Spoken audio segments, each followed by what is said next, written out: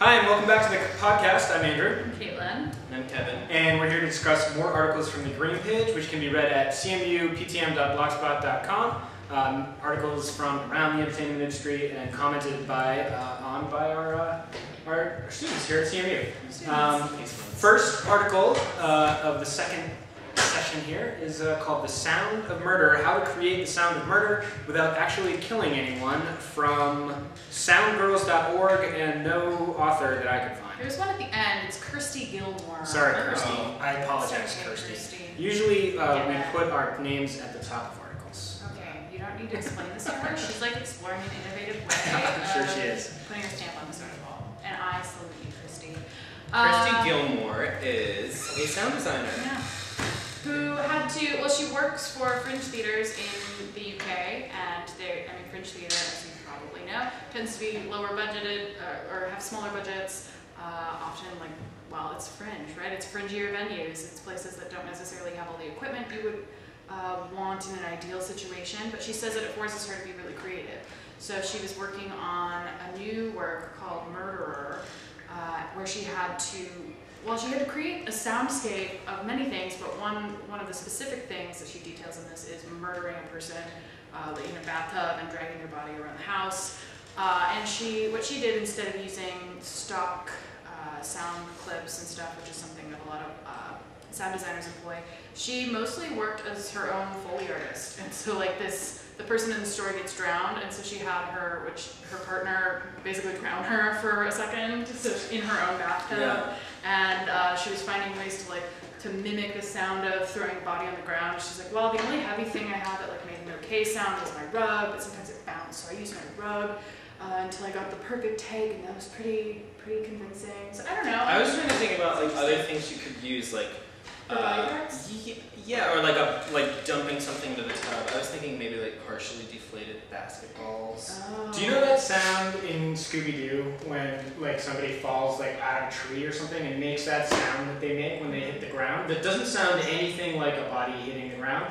I think the older viewers will know the sound exactly that I'm talking Anyone about. over 70 will totally get it. It's I've seen Scooby-Doo. Well, okay, so you know how when Scooby-Doo or one of his compatriots is in a tree, right? And you can tell that the limb is gonna break off because the limb is painted a slightly different color than the rest. It's on a different glass. Yes, It's on a different glass. So you're like, oh, Scooby, I know you're gonna fall. Right.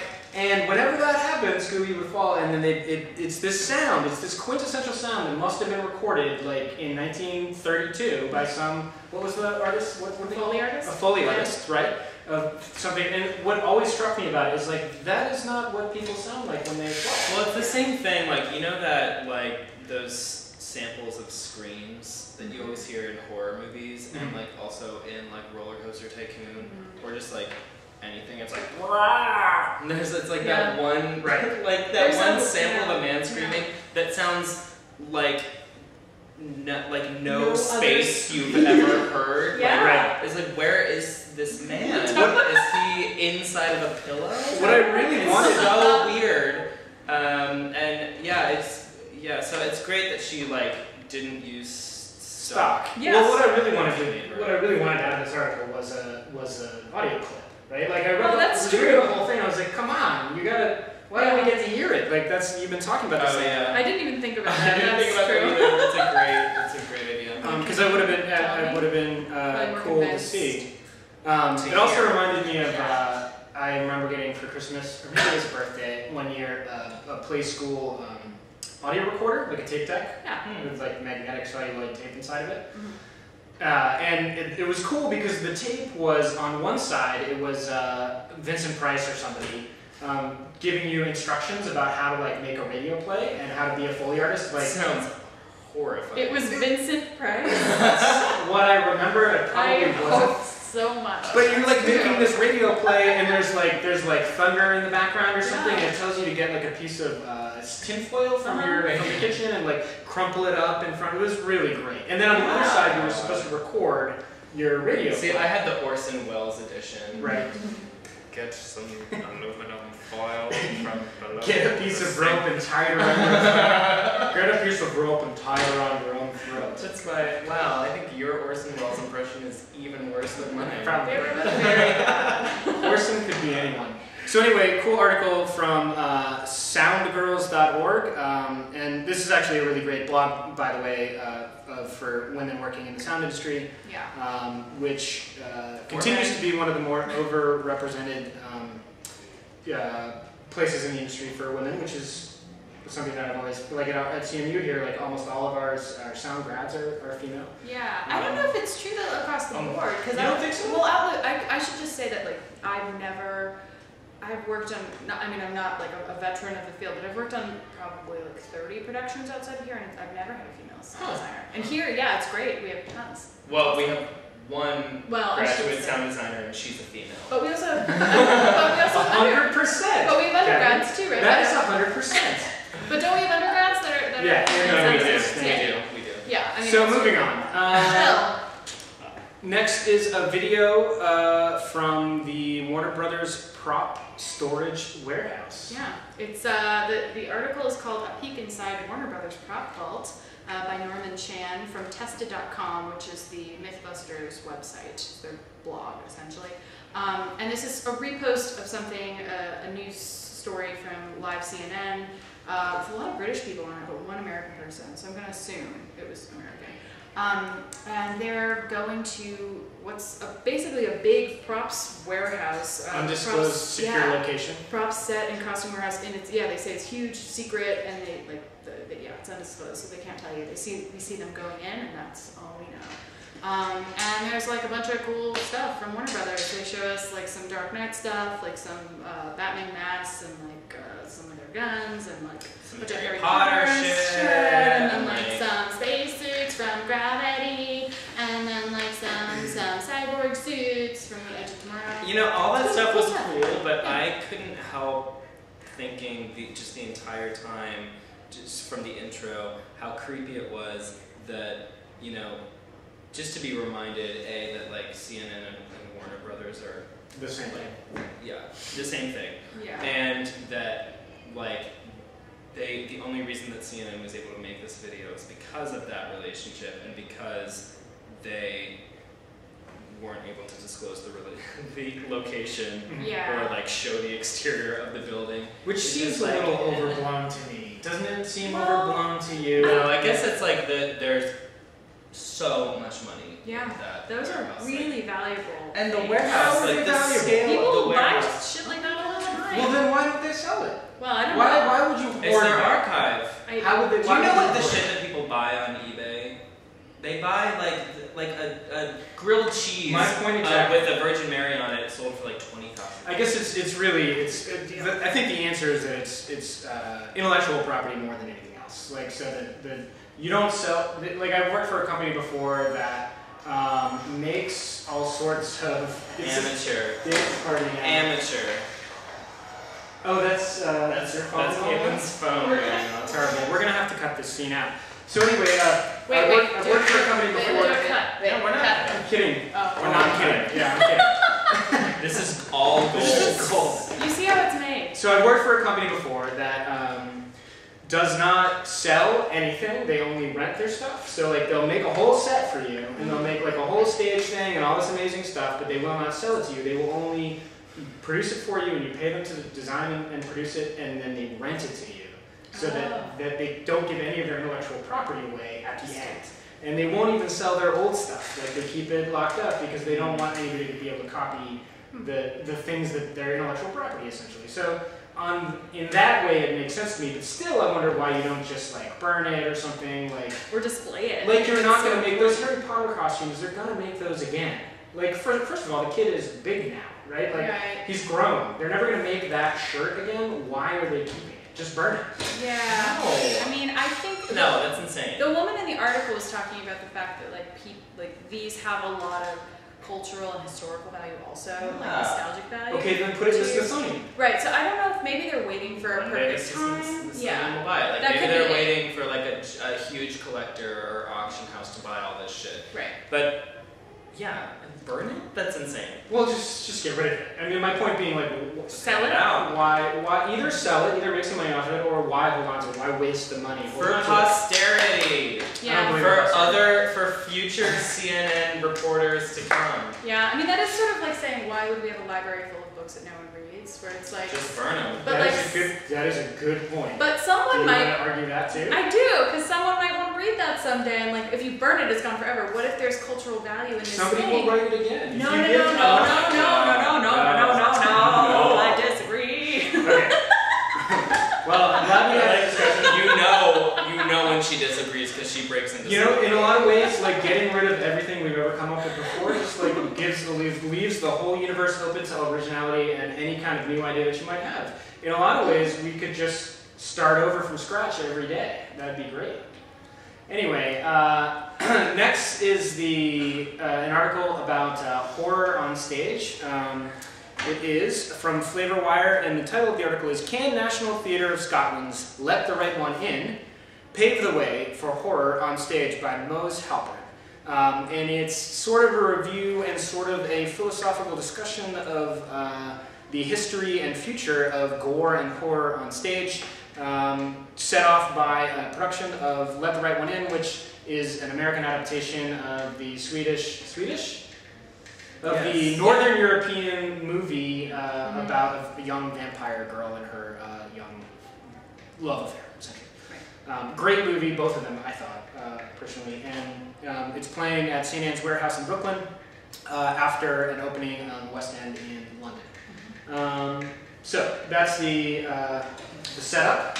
I thought this article was super interesting. I mean, I guess I didn't realize, I was a little skeptical, when I started reading it, that is horror such a new thing? Totally, that was my first thing. Like Titus Andronicus, like you can just list. Well, I think that what the author's saying is that a lot of theater trades in sort of horrific imagery, but that doesn't induce the same kind of response or experience that a horror film does. Like the thing that we usually attribute horror to horror film, to horror in the cinema.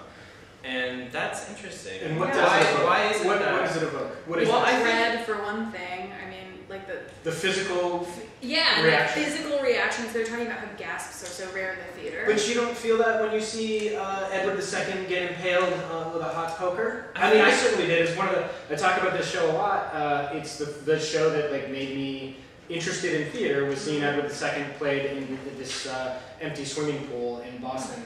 It was amazing. And like my reaction to that scene was like I had to look away, like way more than I ever did watching Jaws or whatever. Right. I actually think that those moments in theater are way more palpable and effective than they ever could be on the screen. So that's interesting. I mean, I don't know. I can't really say because I haven't had an experience like that in the theater. But I think that in the cinema, I think the illusion of the cinema is sort of more total than the illusion the theater creates, because it's much easier. I mean, you never forget. You never forget when you're watching a movie that you're watching a movie, but it's much easier to forget, to ignore the sort of technological apparatus around the movie, because in a film you're not seeing lights, you're not seeing the edges of the set, you're not paying, I would say, as much attention to the reactions of people around you. I think in theater, the liveness of it creates a much more. It's easier to recognize the facsimile that you're watching. And I think what was interesting about this to me is that I think of horror as sort of the relationship that it has with its audience as sort of an assaultive relationship. Like the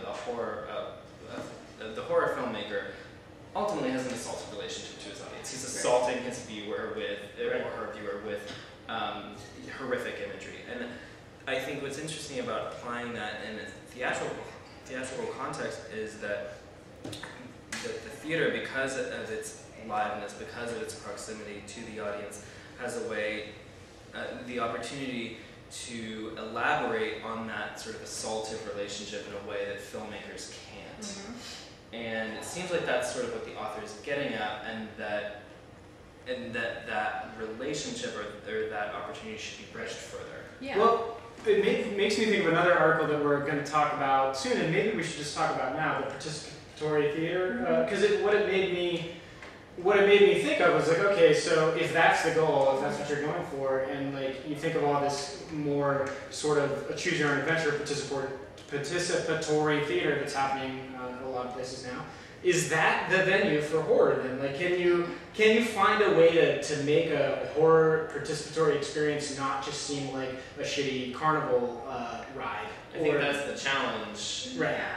Is in a lot of, I mean, in horror films and and also in theater that trades in horrific imagery, is that it's very easy to just like look ridiculous and be laughed at, Right. because it's clear that you're like trying too hard. Yeah.